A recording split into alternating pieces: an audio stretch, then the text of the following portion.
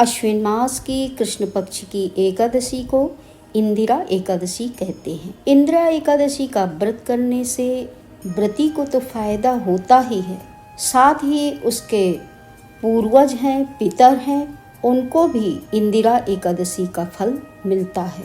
यदि व्रती इंदिरा एकादशी का व्रत रख के पूरा अनुष्ठान करते हैं तो उनके पूर्वजों को भी मोक्ष की प्राप्ति मिलती है।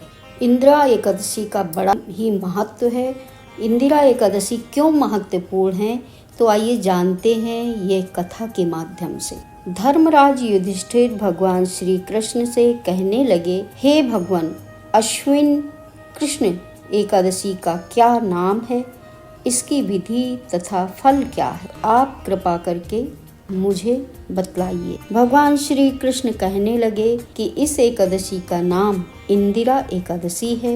यह एकादशी पापों को नष्ट करने वाली तथा पितरों को अधोगति से मुक्ति देने वाली होती है। हे राजन, ध्यान पूर्वक इसकी कथा सुनो। इसके सुनने मात्र से ही वाजपेय यज्ञ का फल प्राप्त होता है। प्राचीन काल में सतयुग के समय में महिष्मती नाम की एक नगरी में इंद्रसेन नाम का एक प्रतापी राजा धर्म पूर्वक अपनी प्रजा का पालन करते हुए शासन करता था। वह राजा पुत्र, पौत्र और धन आदि से संपन्न और श्री हरि विष्णु का परम भक्त था। एक दिन जब राजा सुखपूर्वक अपनी सभा में बैठा था तो आकाश मार्ग से महर्षि नारद उतरकर उसकी सभा में आए। राजा उन्हें देखते ही हाथ जोड़कर खड़े हो गए, विधि पूर्वक आसन व अर्घ्य दिया।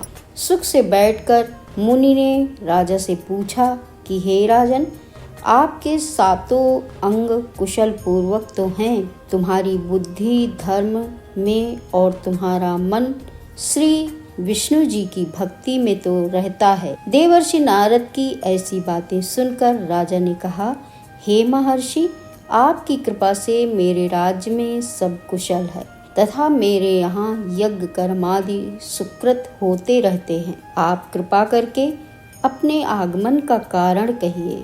तब ऋषि कहने लगे कि हे राजन, आप आश्चर्य देने वाले मेरे वचनों को सुनो। मैं एक समय ब्रह्मलोक से यमलोक को गया। वहाँ श्रद्धा पूर्वक यमराज से पूजित होकर मैंने धर्मशील और सत्यवान धर्मराज की प्रशंसा की। उसी यमराज की सभा में महान ज्ञानी और धर्मात्मा तुम्हारे पिता को एकादशी का व्रत भंग होने के कारण देखा। उन्होंने संदेश दिया, सो मैं तुम्हें कहता हूँ। उन्होंने कहा कि पूर्व जन्म में कोई विघ्न हो जाने के कारण मैं यमराज के निकट रह रहा हूँ। सो हे पुत्र, तुम अश्विन मास की कृष्ण पक्ष की इंदिरा एकादशी का व्रत मेरे निमित्त करो तो मुझे स्वर्ग की प्राप्ति हो सकती है। इतना सुनकर राजा कहने लगे कि हे महर्षि, आप इस व्रत की विधि मुझसे कहिए।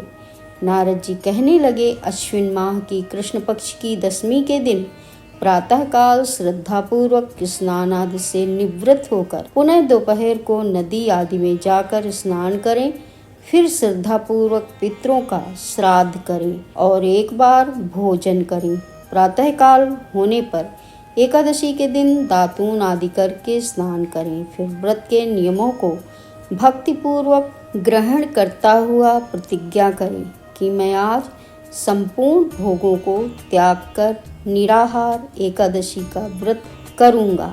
हे अच्युत, हे पुंडरीकाक्ष, मैं आपकी शरण हूँ, आप मेरी रक्षा कीजिए। इस प्रकार नियम पूर्वक शालिग्राम की मूर्ति के आगे विधि पूर्वक श्राद्ध करके योग्य ब्राह्मणों को फलाहार का भोजन कराएं और दक्षिणा दें। पितरों के श्राद्ध से जो बच जाए उसको सूंघ कर गौ को दे दें तथा धूप, दीप, गंध, पुष्प, नैवेद्य आदि सब सामग्री से ऋषिकेश भगवान का पूजन करें। रात में भगवान के निकट जागरण करें। इसके पश्चात द्वादशी के दिन प्रातः काल होने पर भगवान का पूजन करके ब्राह्मणों को भोजन कराएं। भाई बंधुओं, स्त्री पुत्र सहित आप भी मौन होकर भोजन करें। नारद जी कहने लगे कि हे राजन, इस विधि से यदि तुम आलस्य रहित होकर इस एकादशी का व्रत करोगे तो तुम्हारे पिता अवश्य ही स्वर्ग लोक को जाएंगे। इतना कहकर नारद जी अंतर्ध्यान हो गए। नारद जी के कथनानुसार राजा द्वारा अपने बांधुओं तथा दासों सहित व्रत करने से आकाश से पुष्प वर्षा हुई और उस राजा का पिता गरुड़ पर चढ़कर विष्णु लोक को गया। राजा इंद्रसेन भी एकादशी के व्रत के प्रभाव से निष्कंटक राज्य करके अंत में अपने पुत्र को सिंहासन पर बैठाकर स्वर्ग लोक को गए। हे युधिष्ठिर, यह इंदिरा एकादशी के व्रत का महात्म्य मैंने तुमसे कहा है। इसके पढ़ने और सुनने से मनुष्य सब पापों से छूट जाते हैं और सब प्रकार के भोगों को भोग कर वैकुंठ को प्राप्त होते हैं। इंदिरा एकादशी की कथा का महात्म्य ये है कि इंदिरा एकादशी के व्रत करने वालों को भी फल मिलता है और उनके पूर्वज एवं पितरों को भी फल की प्राप्ति होती है, अर्थात पितरों को मोक्ष की प्राप्ति होती है। जो इस कथा को पढ़ता सुनता है उसको भी पुण्य फलों की प्राप्ति होती है। जय श्री हरि, जय श्री हरि, जय श्री हरि।